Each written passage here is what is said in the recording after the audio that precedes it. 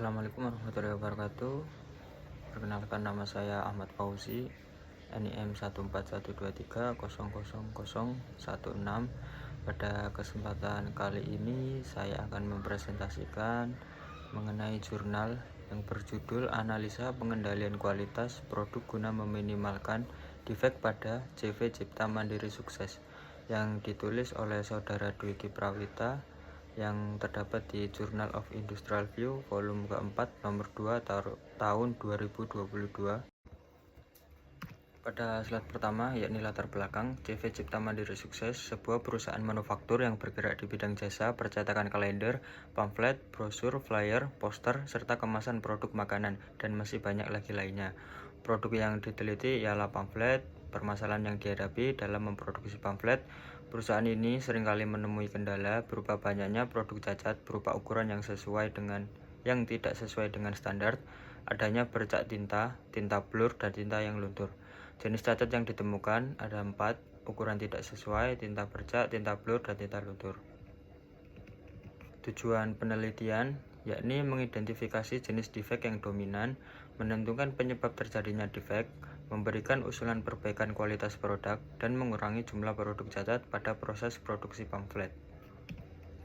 Metode penelitian yang dipakai: alat analisis yakni jet sheet, histogram, scatter diagram, control chart, Pareto diagram, serta fishbone diagram. Dilakukan 4 tahapan, yakni pengumpulan data, pengolahan data, analisis penyebab defek, serta penyusunan rekomendasi perbaikan. Metode yang digunakan ialah 7 Tools of Quality. Dapat dilihat di sini data produksi dan defek.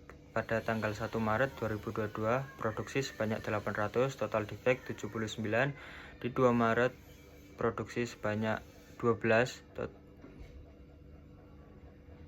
produksi 1,2, total defek 102. 3 Maret yakni 700, total defek 79. 4 Maret dapat dilihat di sini juga untuk jenis defek serta jumlah. Ukuran tidak sesuai sebanyak 208, tinta luntur 69, tinta blur 35, tinta bercak 29, dengan total defek 341. Hasil histogram, temuan utama defek terbesar adalah ukuran tidak sesuai sebanyak 208 kasus. Defek terkecil adalah tinta bercak sebanyak 29 kasus, serta masalah ukuran menjadi fokus utama perbaikan kualitas. Hasil scatter diagram menunjukkan analisis hubungan jumlah produksi dan defek. Hasil nilai korelasi R sama dengan 0,989 menunjukkan hubungan positif yang sangat kuat. Kesimpulan: semakin tinggi jumlah produksi, semakin tinggi pula jumlah defek yang terjadi. Hasil control chart: X chart CL sama dengan 52, UCL sama dengan 55,98, LCL sama dengan 48,02. C chart CL sama dengan 85,25, UCL 169,13, LCL sama dengan 1,37. Kesimpulan: proses produksi masih berada dalam batas kendali statistik. Hasil Pareto diagram untuk jenis defek, ukuran tidak sesuai, tinta luntur, tinta blur, tinta bercak presentasi sebagai berikut: 61%, 20%, 10%, serta 9%. Kesimpulan: defek ukuran menyumbang 61% dari total cacat. Defek ukuran dan tinta luntur menyumbang 81% dari seluruh masalah. Prioritas perbaikan difokuskan pada 2 jenis defek tersebut. Hasil fishbone diagram untuk faktor mesin: tekanan hidrolik kurang, mata pisau tumpul, selang tinta bocor, dan plat cetak tergores. Untuk faktor material: kertas basah, tumpukan kertas terlalu banyak, tinta mengering. Dan faktor lingkungan: ruangan yang terlalu lembab. Faktor manusia: operator kurang teliti. Dan faktor metode: pemeriksaan tidak optimal, pengeringan kurang maksimal. Jadi untuk kesimpulan, defek terbesar adalah ukuran tidak sesuai 208 kasus atau 61%.